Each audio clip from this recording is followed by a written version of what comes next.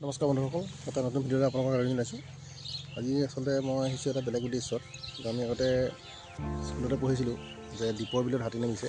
তেতিয়া আমাৰ প্ৰখ্যাত চিকাৰী দেশভক্ত তৰুণৰাম ফুকন তেওঁ হাতী চিকাৰলৈ গৈছিলে। আজি আচলতে আমি চৰলা বিলৰ পাৰত হাতী চিকাৰ কৰিবলৈ আহিছোঁ। চিকাৰ বুলি ক'ব নোৱাৰি, আচলতে এইটো কেমেৰাহে চিকাৰ কৰিব লাগিব।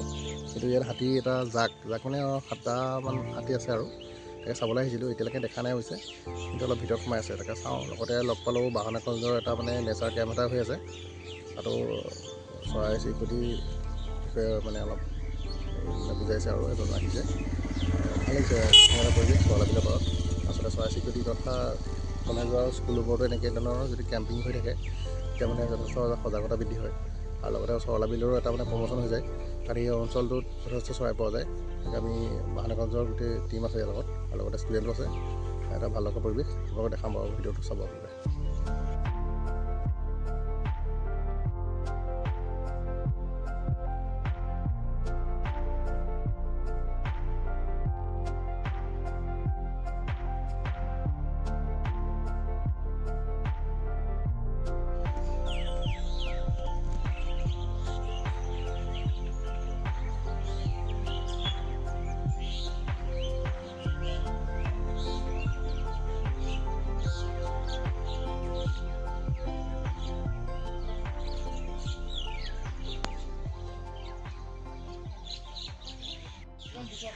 আমাৰ আচলতে এইটো এটা নেচাৰ কেম্প। এইটো আমাক এছটেকে স্পন্সৰ কৰিছে। বাহনা কলেজৰ যিটো কলেজ ইকো ক্লাব আছে, কলেজ ইকো ক্লাবে এছটেকে স্পন্সৰ কৰিছে যে আমি আমাৰ কাষৰ 10খন বিদ্যালয়ৰ পৰা ছাত্ৰ ছাত্ৰী আনিছোঁ। টিচাৰো আহিছে। আহি মেলি আমি এটা 2টা দিন আৰু এটা ৰাতি হেৰিয়ত কটাইছোঁহি, নেচাৰৰ লগত কটাইছোঁহি। আমাৰ মূল উদ্দেশ্যবোৰ হৈছে জৈৱ বৈচিত্ৰ আৰু সংৰক্ষণৰ প্ৰতি যিটো ভাবুকিৰ সৃষ্টি হৈছে, তাক আচলতে তাৰ প্ৰতি আমাৰ জনসাধাৰণক সচেতন কৰা।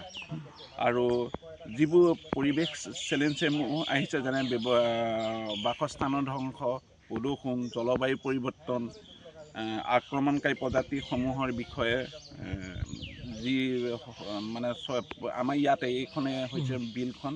এই বিলতে বিভিন্ন প্ৰজাতিৰ চৰাই পৰিভ্ৰমী চৰাই আহে। সেই চৰাইবিলাকক বিভিন্ন ধৰণে মানুহে মৃত্যুৰ ভাবুকিলৈ সৃষ্টি কৰিছে, ধ্বংস কৰিছে। আৰু সেইবিলাক কাৰণে আচলতে আমি সচেতন কৰিবৰ কাৰণে আচলতে এই কেম্পটো আমাৰ মূল উদ্দেশ্য। আৰু আমি ছাত্ৰ ছাত্ৰীসকলক টাৰ্গেট কৰি লৈছোঁ, যাতে তেওঁলোকে এইবিলাকৰ ওপৰত মানুহখিনিক আমাক সচেতন কৰিব পাৰে। আৰু যিটো আমাৰ জৈৱ বৈচিত্ৰ্যৰ ভাবুকিৰ প্ৰতি যিটো ভাবুকি সৃষ্টি হৈছে, সেইখিনি যাতে নাইকিয়া হয়, সেইটোৱে মূল উদ্দেশ্য এই প্ৰগ্ৰেমটো। ধন্যবাদ।